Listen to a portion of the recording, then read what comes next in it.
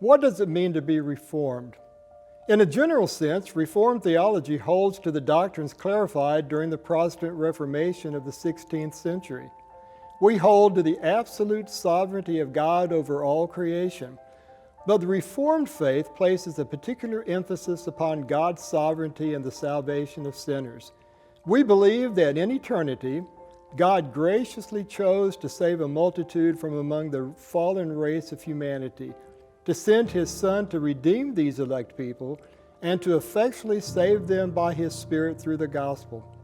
This salvation is completely apart from human action, but accomplished in a way that maintains human responsibility for receiving the gospel, which is freely offered to all.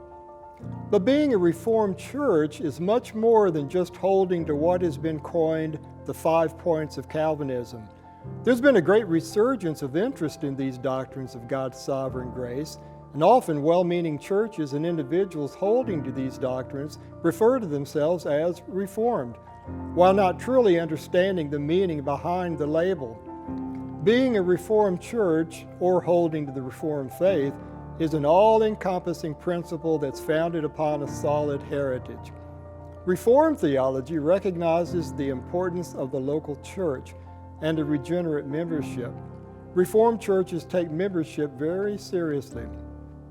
The Reformed faith maintains God-centered worship with Scripture as the rule in how worship is to be conducted. We call this the regulative principle of worship. Rather than leaving worship to the imaginations of men, God determines how He is to be worshiped. Reformed worship rests upon a long history of Reformed tradition with an emphasis on expository preaching and the singing of psalms and hymns and spiritual songs.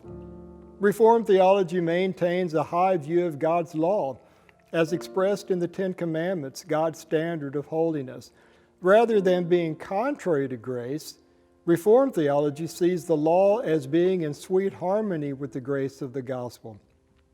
This high view of God's law includes a proper understanding of the fourth commandment, commanding obedience to the Sabbath day. There are few doctrines as universally despised and disputed as the Sabbath, even among many who call themselves Reformed. It should be noted that the Synod of Dort that affirmed what we refer to as the 5 points of Calvinism also affirmed the perpetuity of the Sabbath. The Reformed faith has a long history of great confessions and creeds, such as the Savoy Declaration, the Heidelberg Catechism, and the Westminster Confession of Faith. The Second London Baptist Confession falls within this long line of historic confessions and has served the church for over 3 centuries. Reformed churches are confessional. And the Reformed faith has historically held to a robust covenantalism, best known by the term covenant theology. Simply speaking, Reformed theology is synonymous with covenant theology. God deals with sinful man by way of covenant. The biblical covenants progressively reveal the covenant of grace until it is fulfilled by Christ in the new covenant.